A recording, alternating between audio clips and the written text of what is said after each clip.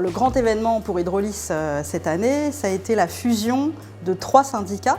Déjà, Hydrolis était le résultat de la fusion du RUD Marivel et du SMAROF, mais maintenant nous avons en plus, depuis l'été, le SIAFGO et le SMAERG.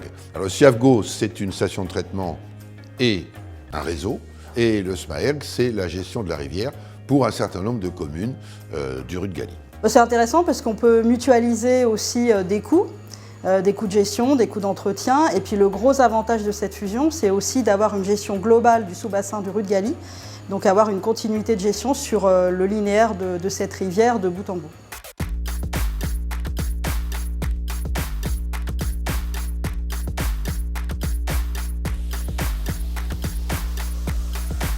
C'est crucial parce que ces grands collecteurs, ils s'usent et il faut les réhabiliter, faute de quoi il peut y avoir des dégradations. Il y a des travaux pluriannuels qui sont prévus, qui donnent entièrement satisfaction.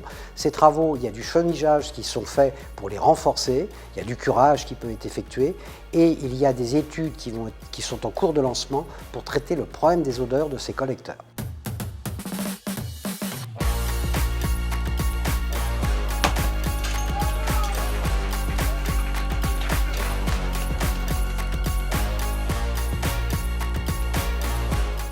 Alors aujourd'hui, on inaugure le micro-tunnelier qui s'appelle Laurence et qui va permettre de creuser une canalisation sous l'autoroute A12.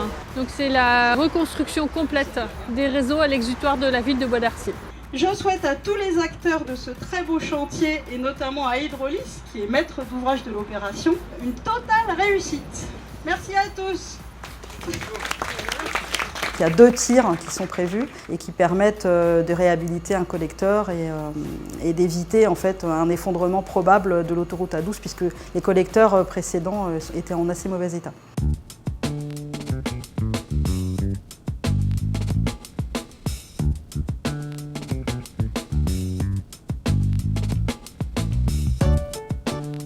La station d'épuration a la possibilité de traiter un volume beaucoup plus important que celui qu'elle traite aujourd'hui. On a lancé des études concernant Saint-Quentin-en-Yvelines pour pouvoir accorder 4 communes. Plus on traite de volume, plus c'est intéressant pour le contribuable et l'utilisateur. Ça va permettre à terme tout simplement de baisser le coût de l'eau. Il y a aussi eu les travaux de réhabilitation du collecteur sud de Versailles qui sont des travaux d'envergure et qui demanderont plusieurs années.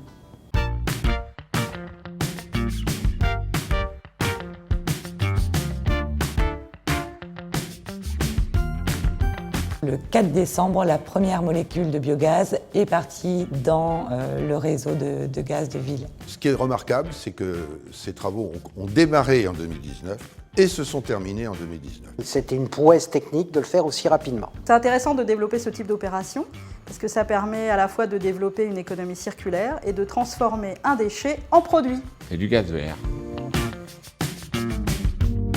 Alors avant d'entrer dans le cœur du process de transformation du biogaz en biométhane, on va tout d'abord parler du biogaz. Donc qu'est-ce qu'on fait sur cette usine ici? On épure les eaux usées des citoyens du territoire. Cette épuration produit des boues. On méthanise ces boues, donc on fait une valorisation organique qui nous permet de produire du biogaz qui est stocké ici dans ce réservoir circulaire. Le biogaz que nous avons vu à l'extérieur, dans les gazomètres, va être transformé en biométhane par ces membranes. Le rôle de ces membranes est de séparer le méthane, le CH4, du CO2. Et c'est ce méthane que l'on va ensuite injecter au réseau. Vous venez de voir comment on produit du gaz vert à partir de la station d'épuration.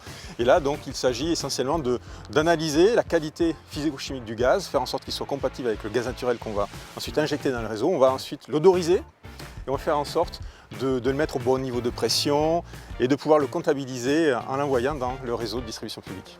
Ce gaz vert, ainsi produit, présente 2 avantages. D'une part, il participe à l'alimentation de gaz naturel de 4 communes, Versailles, Fontenay-le-Fleury, Bailly ainsi que Saint-Cyr-École. Et le deuxième avantage, un avantage territorial d'économie circulaire, puisque ce gaz vert, certes, sera utilisé pour du chauffage, de l'eau chaude sanitaire et de la cuisson, mais aussi pour la mobilité propre durable.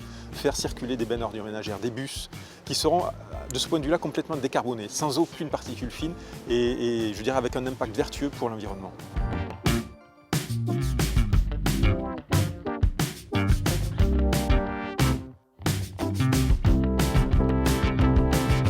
Le RIO, ça c'est une belle opération.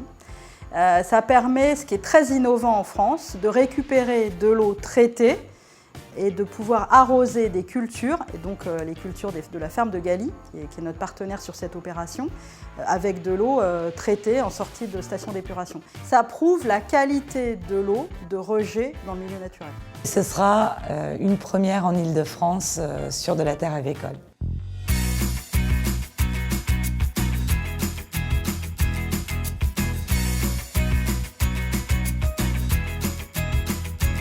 L'une des grandes réussites du syndicat, c'est la mise en place de l'espace pédagogique. On a dépassé 1000 élèves cette année en visite. Pour l'année 2020, nous avons déjà 43 demandes d'écoles pour participer à ces activités. On travaille avec eux sur les bons gestes, sur le fait d'éteindre le robinet lorsqu'on brosse les dents.